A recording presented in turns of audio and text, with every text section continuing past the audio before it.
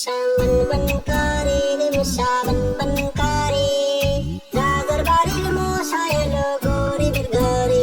আমার কাছে মনে হয় ব্যস্ততার জীবনে বেশি সুন্দর।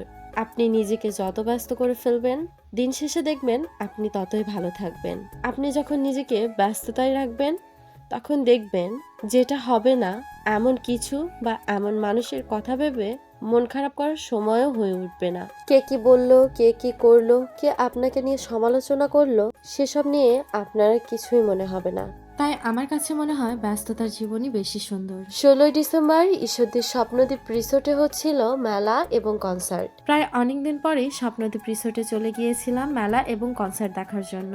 রিসোর্টে প্রবেশ করার পরে চলে এসেছিলাম রেস্টুরেন্টের মধ্যে। এখানে এসে আয়নাতে কিছু মিরর ক্লিপ নিয়ে নিলাম। এরপরেই পার্কে ঘুরে ঘুরে বেড়াচ্ছিলাম এবং আমার ছোট্ট ছাবামণির সঙ্গে কিছু সুন্দর মুহূর্ত কাটালাম। এরপর সেখানে চারপাশে ঘোরাঘুরি শেষ করে চলে এসেছিলাম মেলার ভিতরে এসে স্টলগুলো ঘুরে ঘুরে দেখছিলাম। এরই মধ্যে হঠাৎ দেখা হয়ে গেল রোস্টার ফারাবি ভাইয়ের সঙ্গে।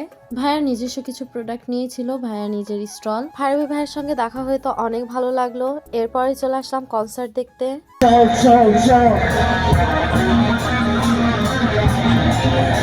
চল চল চল চল উষার দুয়ারে হানিয়া গাত আমরা আনিব রাঙা প্রভাত অধিকার তুমি স্বাধীন বাংলা বেতার কেন্দ্রে শান্ত চুরি তুমি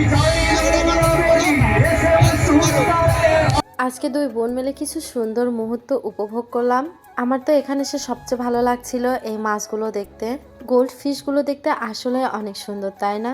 সো আজকের এই ভিডিওটি এ পর্যন্তই। সবাই ভালো থাকবেন। আল্লাহ হাফেজ।